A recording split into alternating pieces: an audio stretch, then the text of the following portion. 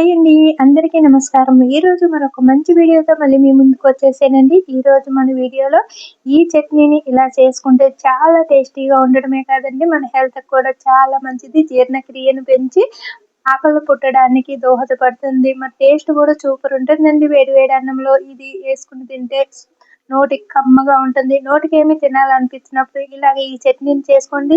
మరి చేయడం కూడా చాలా ఈజీగా తయారు చేసుకునే విధానం మన ఛానల్లో ఉంది. ఈ వీడియోని ఈరోజు మన ఛానల్లో పోస్ట్ చేయడం జరిగింది. మరి చూడని వారు ఎవరైనా ఉంటే ఒకసారి చూసి ట్రై చేసి ఎలా వచ్చిందనేది మీ ఫీడ్బ్యాక్ని అందించండి. మీ ఫీడ్బ్యాక్ని అందించడం వల్ల మరిన్ని వీడియోలు చేయడానికి అవకాశం ఉంటుంది. మరి ఇప్పుడు ఈ తేలికైన పచ్చడిని ఈజీగా తయారు చేసుకునే విధానాన్ని చూసేద్దాము. ముందుగా ఒక ప్లేట్ తీసుకుని దాంట్లోకి కొద్దిగా పుదీనా, కొద్దిగా కొత్తిమీరని శుభ్రంగా కడిగి ఇలా కట్ చేసి తీసుకోవాలి. అలాగే పచ్చిమిర్చిని కూడా శుభ్రంగా కడిగి ఒక 10 తీసుకోవాలి. అలాగే ఒక 2 టమాటాలను కడిగి తీసుకుని కట్ చేసుకోవాలి. అలాగే కొన్ని పల్లీలు, 2 టేబుల్ స్పూన్ నువ్వులు, 1 టేబుల్ స్పూన్ జీలకర్ర, ఇవన్నీ కూడా ఇలా రెడీ చేసి పెట్టుకున్న తర్వాత తయారు చేసే విధానాన్ని చూసేద్దాం.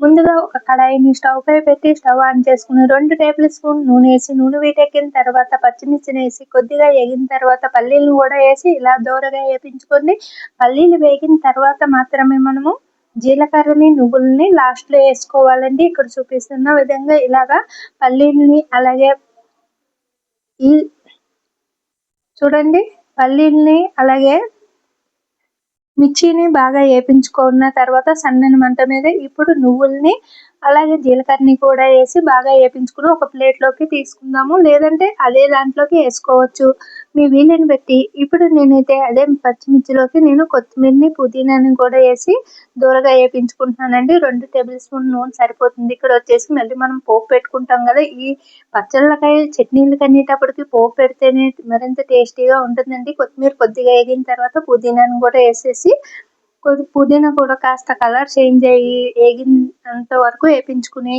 ఒక ప్లేట్లోకి అయితే తీసేసుకోవాలండి. చూడండి ఇక్కడ చూపిస్తున్నాను, సన్నని మంట మీద వేపించుకోండి. ఇలా ఫ్రెష్ పుదీనా, ఫ్రెష్ కొత్తిమీరని వేసుకోవడం వల్ల ఈ పచ్చడికి మరింత టేస్ట్ బాగుంటుంది. గ్రీన్గా చాలా టేస్టీగా ఉంటుందండి.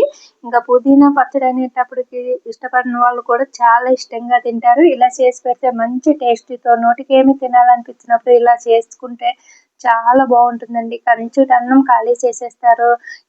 రైస్ తినను అనే వాళ్ళు కూడా ఈజీగా తింటారు. ఇప్పుడు వేగించుకున్న పుదీనాని ఇవన్నీ కూడా మనము ఒక ప్లేట్లోకి తీసేసుకుని మరొక 2 టేబుల్ స్పూన్లు అదే కడాయిలో వేసుకుని ఇప్పుడు మనము 2 టమాటాలను కూడా మధ్యలోకి ఇలా కట్ చేసుకుని ఇక్కడ చూపిస్తున్న విధంగా, అలాగే చిన్న చింతపండుని అంటే నిమ్మకాయలోని సగం అంత చింతపండుని మీరు తినే పులుపుని బట్టి వేసుకోండి. ఇలా నిమ్మకాయలో సగం అంత చింతపండుని అయితే నేను వేసుకున్నానండి. అంటే అర్జాగా 2 బొట్టలు చింతపండుని అయితే వేసుకున్నానండి.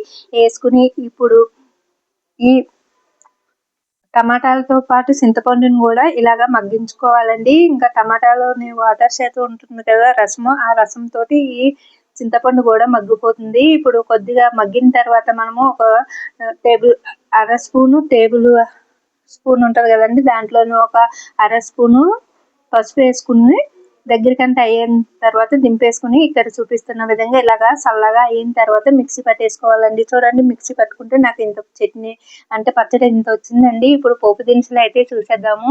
ఒక ప్లేట్లోకి ఆవాలు, జీలకర్ర ఒక్కొక్క స్పూన్ తీసుకుని 2 రెమ్మల కరివేపాకు ఫ్రెష్ తీసుకుని 2 ఎండుమిర్చిని కూడా ఇలాగా తీసుకోవాలి. ఇవన్నీ కూడా పోపు దినుసులు ఇలా రెడీ చేసుకున్నాక ఇప్పుడు మనం అదే కడాయిలోకి 2 టేబుల్ స్పూన్ నూనె వేసుకోండి.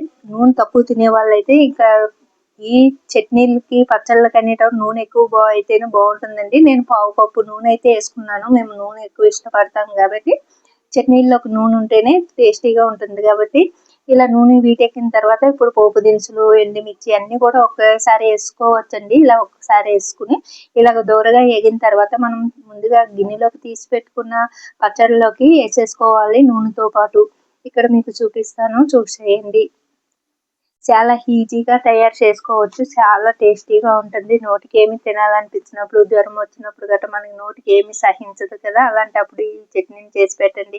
అలాగే పిల్లలు ఆకలి లేదన్నప్పుడు కూడా ఈ పచ్చడి చేసి పెట్టండి. చాలా ఇష్టంగా తింటారు. అలాగే ఆకలి కూడా పెరుగుతుంది. మరి జీర్ణక్రియను మనకి పెంచుతుంది ఈ పచ్చడి తినడం వల్ల. చూడండి ఇలాగా పోపెట్టుకున్నాం కదండి. చూడండి చాలా కలర్ఫుల్ గా కనిపిస్తుంది కదా. టేస్ట్ అదిరిపోతుందండి గుమగుమలాడుతూ.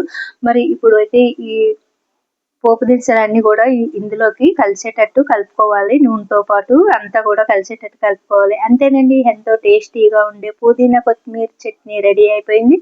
ఇది వచ్చేసి రైస్ లోకే కాదండి, పూరి ఇంకా వడ ఇడ్లీల్లో కూడా చాలా బాగుంటుంది. ఇలా చేసి ఒకసారి ట్రై చేసి చూడండి. ఈ వీడియో మీకు నచ్చితే లైక్ చేయండి, షేర్ చేయండి, అలాగే మన ఛానల్ని సబ్స్క్రైబ్ చేసుకోండి. అలాగే ఒకసారి ట్రై చేసి ఎలా వచ్చిందనేది కామెంట్ చేయండి. అలాగే మీకు నచ్చితే మరిన్ని వీడియోలు మీకు కొత్త రెసిపీస్ కావాలంటే అడగండి, చేయడానికి ట్రై చేస్తాను.